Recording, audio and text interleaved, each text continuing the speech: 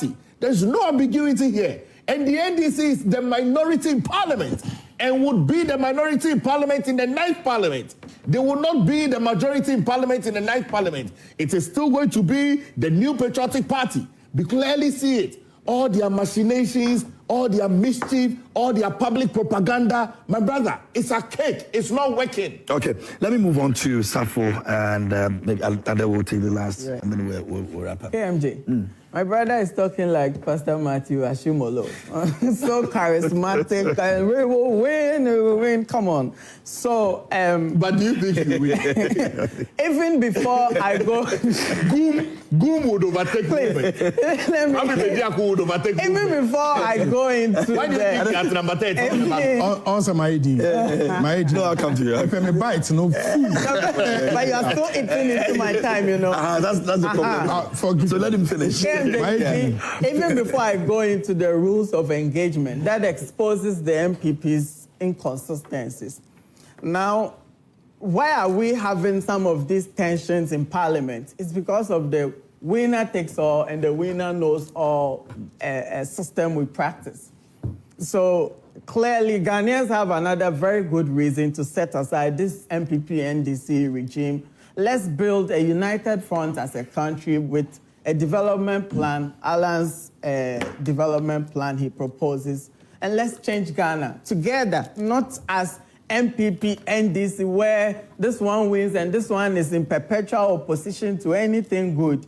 We can't progress like that. And that's why someone will go the extra mile of, involving themselves in deceitful propaganda, politics and all that to be able to hold on to majority in Parliament. By all means, it's like, even when the law is so clear, the Constitution is so clear. I mean, I'm surprised lawyers are doing this. And when they say the law is an art, sometimes I get to understand from some of these manifestations. It's clear that a member of Parliament under the tenure of office of members under the Constitution, a member of Parliament shall vacate his seat in Parliament,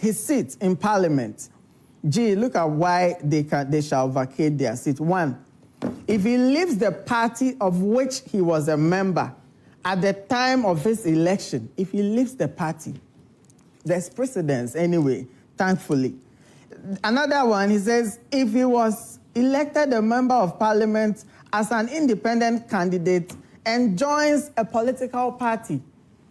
Now, I'm not a lawyer, but my layman's understanding of laws is we institute law to achieve, and it's scriptural. The Bible says the commandments were given to attain some form of godliness amongst God's people, some form of righteousness, so that we are guarded against mischievous positions, inconsistent people, so that we are guarded against disloyalty. Everybody in Parliament is loyal to a party. That is why you had this independent man, what's his name, the second deputy, yes, right? Yes, the second deputy. Yeah. Speaker, yes. He comes and then he had to indicate, even before the start of work, that he is going to do business with the NPP. It is not for naught. It is not, the framers of the Constitution were not beside themselves when they said it categorically that you will leave if you choose to leave the party that brought you. Okay. Why is Alan Chematin no longer an MPP member? He went as an MPP, independent candidate. Why is Babian Samoa not an MPP member? He went as an independent candidate. It is clear in their rules as a party that once you move onto an independent candidature, you forfeit your membership. Okay. Now, why is it even important you forfeit your membership?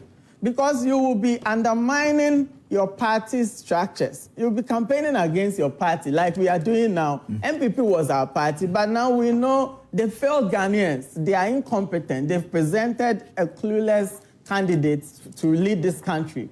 And we have a better option. So in our campaigns and everything, we are against them. Okay. And so we can't go anywhere and tell people we are still MPP. So they say the same case. So the same applies in Parliament. Okay. Once they are independent, they've decided to move out. I mean, can you imagine glad you're not a lawyer. the Suhum MP campaigning against Protozo? Okay, all right, thank you, Sarfo. Thank you, Sarfo. Adele, we've got 3 minutes to do this and then we'll wrap up, please.